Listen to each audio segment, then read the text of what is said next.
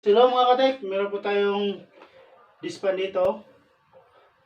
Problema nito is ayaw umuon sa 1 sa 3. Ang problema naman itong number 2 is muon siya, dapat i-hold mo muna.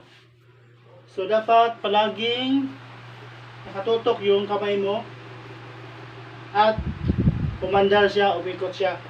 Kapag kunin ko itong kamay ko is huminto yung ikot niya. So kapag gano'n naman, balik ko naman, umandar siya o umiikot siya.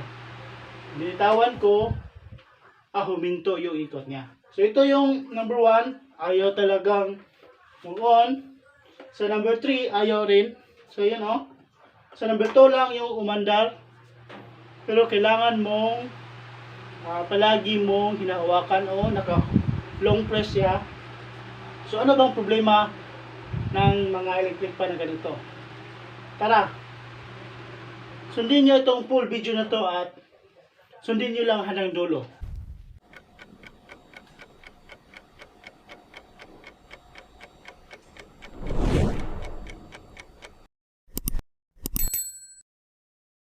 So yun guys, hello mga katek. So buklasin natin. Dito nga portion, ayaw mandar. So tinanggal ko na yung saksakan. Ito, tinanggal ko na. Dito tayo sa part na ito. So hello mga katek, tinanggal natin yung screw. So ito pala mga katek is para po ito sa mga baguhan, sa gustong matuto. Ito lang, tinanggal ko. Fast forward ko na para mas madali. So yun lang.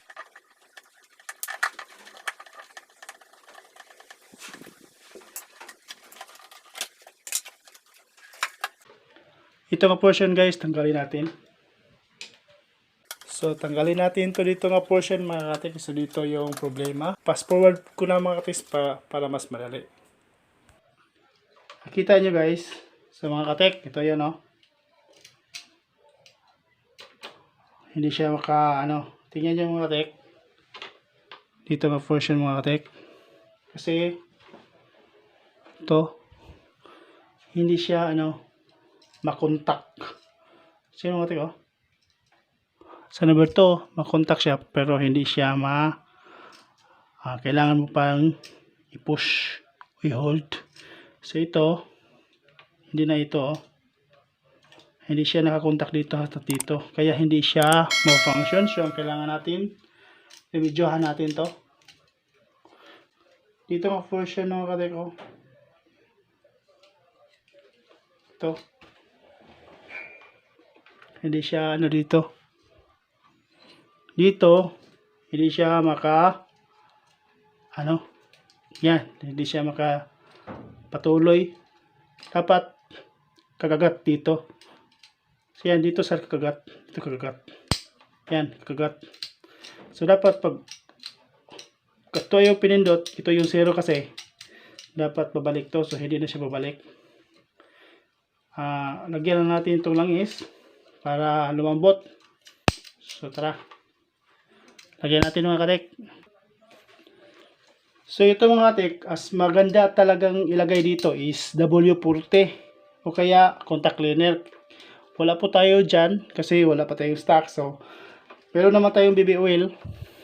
So nilagyan natin ng BB oil mga katek. So pinapass forward ko na para mas madali.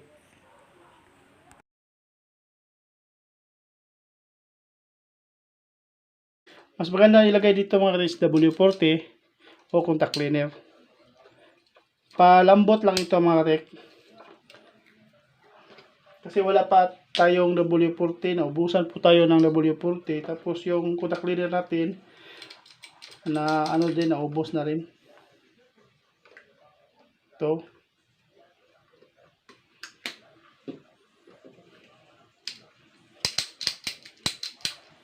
So yan, lumalambot na mga katek So yan mga katek lumalambot na. So pansin nyo, lumalambot na. So yan.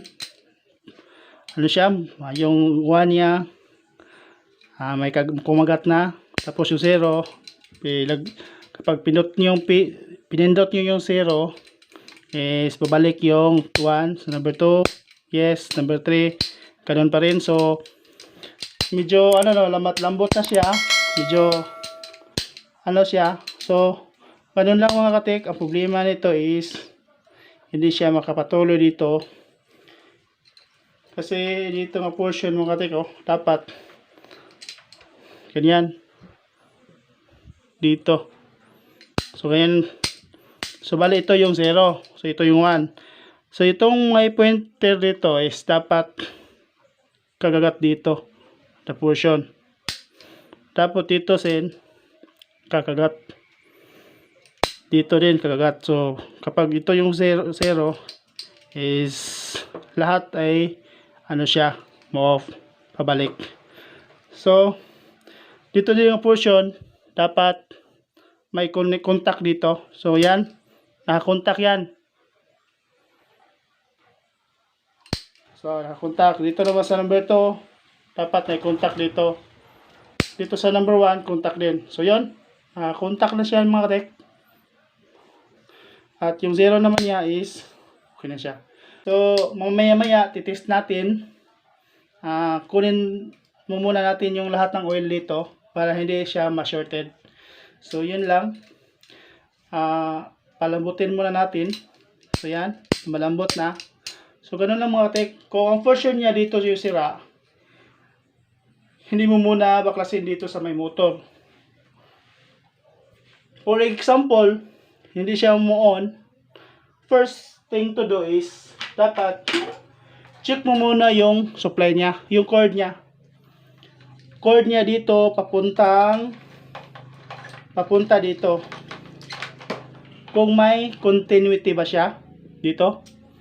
Resistance gamit lang ninyo times 1. So, may continuity ba siya or so kung meron naman, dito na tayo sa dito nga portion o tagalin natin yung motor or baka siguro sira na yung kapasitor niya. Checking ng kapasitor mga katek, ilagay ninyo sa ohms, sa resistance pa rin. Kadalasan yung kapasitor dito mga katek is 1.5 microfarad o 1.2. Yun lang. So, ilagay nyo sa times 1K. So, sa pagtitest mga katik, mabilisan. So, dapat mabilisan kasi yung tester, pointer niya is pag ganun, babalik agad. I-reverse mo, ganun pa rin, pag ganun agad. So, dapat i-short mo para matatamang read talaga. So, ganun lang. At meron pa itong fuse kung saan ito yung safety niya. Kung in case nga yung tamang o nasobrahan yung init o nasobrahan yung gamit is hindi masisira agad yung electric pan natin kasi may fuse siya. Protected siya sa fuse. So, yun lang mga tek.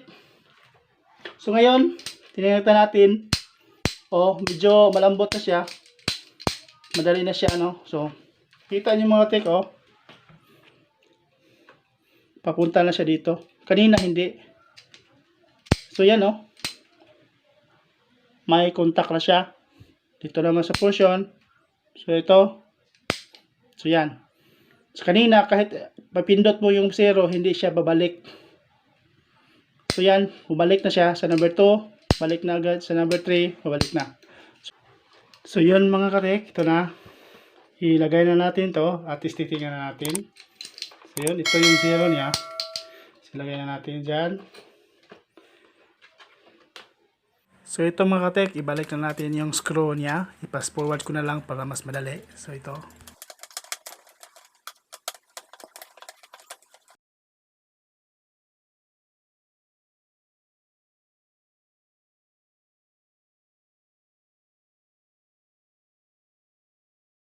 Bago natin i-screw talaga, ilagay lang natin dyan. Bago natin i-screw, so ilagay natin, testingin natin. So yan.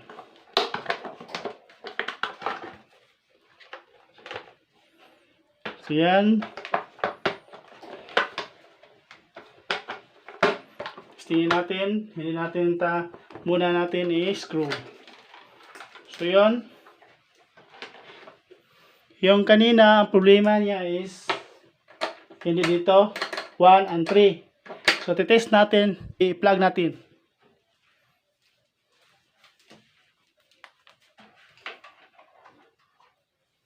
So yan, naka-plug in na yung plug. So test natin yung 1.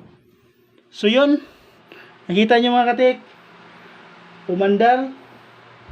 Yung number 1 niya is yung number 1 niya is gumana. So test natin yung number 2. So ganun pa rin, yung number 2 niya is gumagana pa rin, umiikot. Sa number 3, so yun, ganun pa rin, gumana. So ang ibig sabihin mga katik is kulang lang siya ng padulas. O kailangan natin ng contact niya. Kasi yung 1 and 3 is walang contact. So sa number 2 naman, isa problema niya is kailangan mo pang i-hold. O kailangan mo yung paganyanin para umikot talaga. So ngayon, binitawan ko is sumandar pa na. So ngayon lang, yun lang mga katek. So very easy sa pag-ayos ng electric fan. So sana makatulong lalo na sa mga beginners. So kung bago pa kayo sa aking channel, pag-subscribe naman and hit notification bell para updated po kayo sa akong panibagong video. Thank you mga katek and God bless. So yun, thank you mga katek, God bless.